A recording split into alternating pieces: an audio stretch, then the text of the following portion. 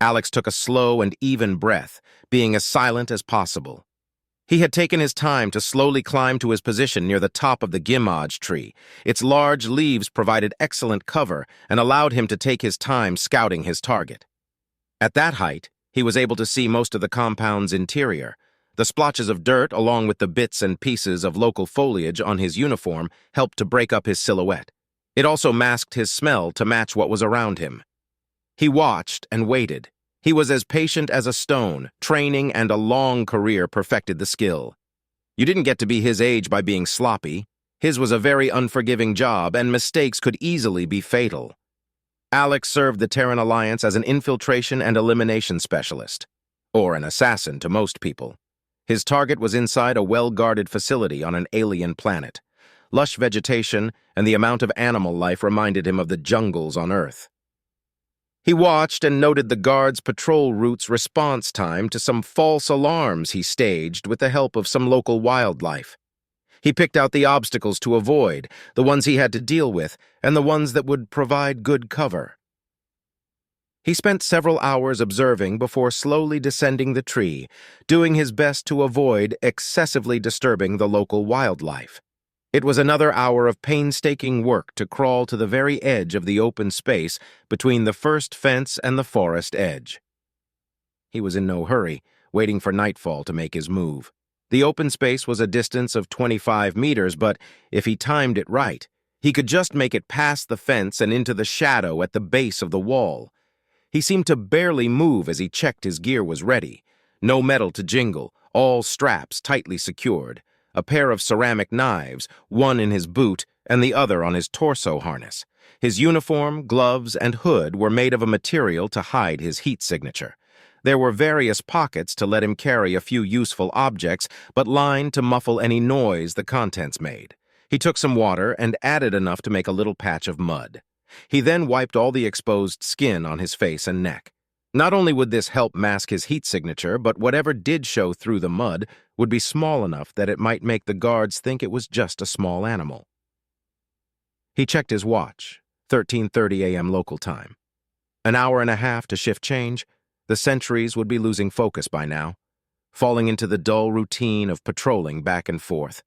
They'll be starting to think about crawling into their bunks and falling asleep about now.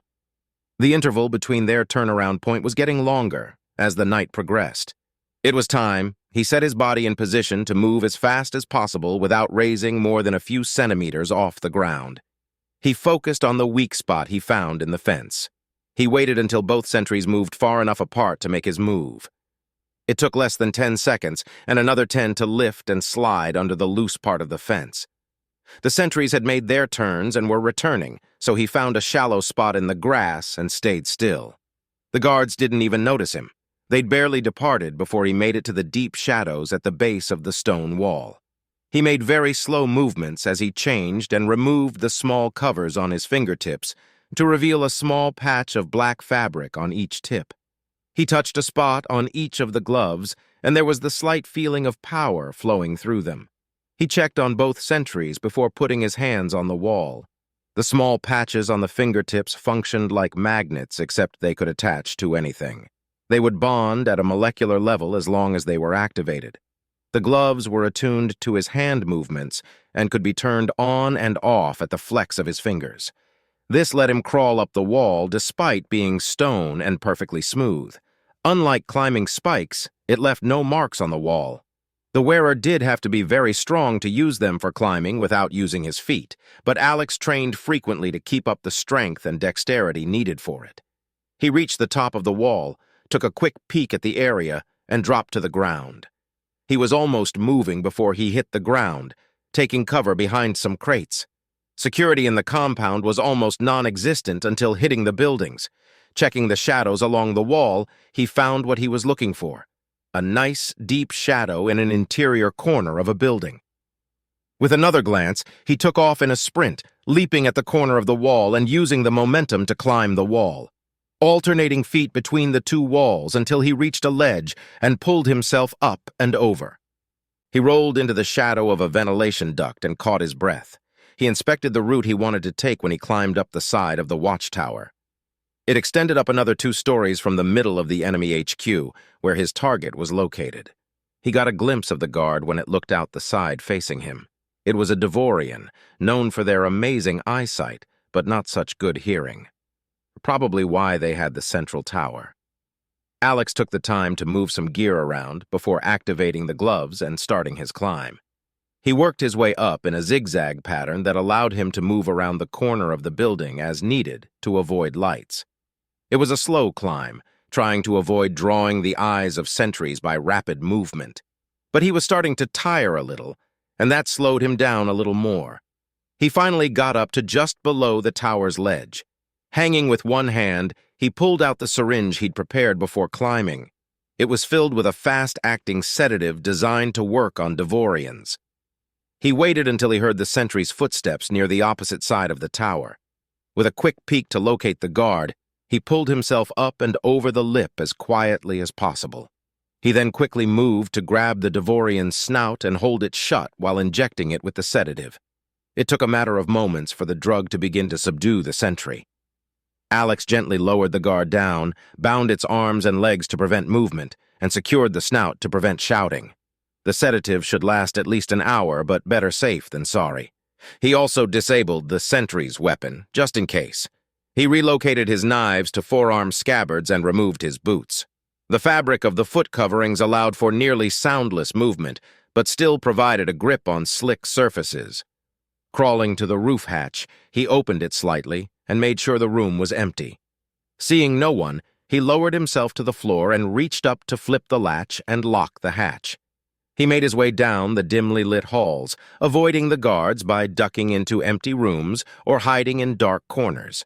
He made his way to the 2ND floor command center. A quick search showed a maintenance hatch in the ceiling. He gently moved the lid aside and pulled himself up, before replacing the hatch lid. Alex allowed his eyes to adjust to the darkness before examining his options.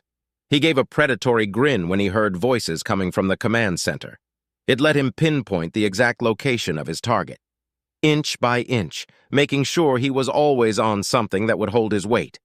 He found another maintenance hatch that opened above a small recess with some of the cables that provided power to the computer systems. He cracked the lid and verified it was empty before gently lowering himself to the ground. A quick peek showed his target looking at the large view screen along the front wall.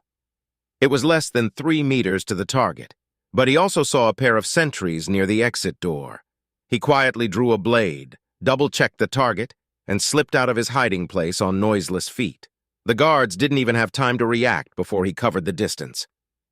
With one hand, he grabbed one of the Aldorian's horns and pulled his head back. The second brought the knife around to the target's throat.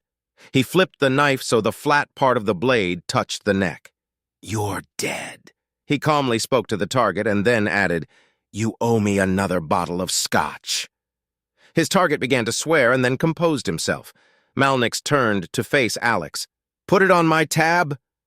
Malnix looked over at his grinning bodyguards. "Don't you two even start laughing." Alex glanced over to Malnix's longtime bodyguards and commented, "Is it just me or is he getting grumpier in his old age?" They'd been with Malnix for so long that they were friends as much as subordinates. So they took the liberty of friends to laugh at that joke. Alex had trained them far beyond a pair of typical Clarinian bodyguards.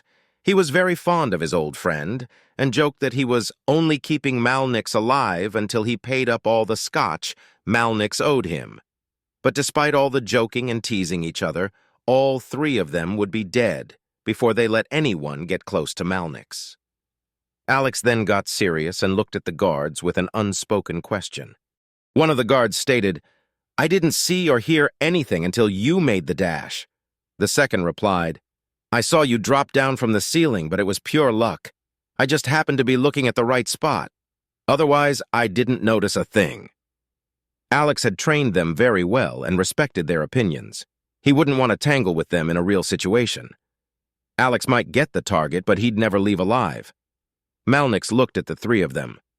"Are you 3 done congratulating yourselves, or can we finish up the training simulation?" Malnix spoke into the microphone. "All units, exercise is over. Report to your superiors for after-action report.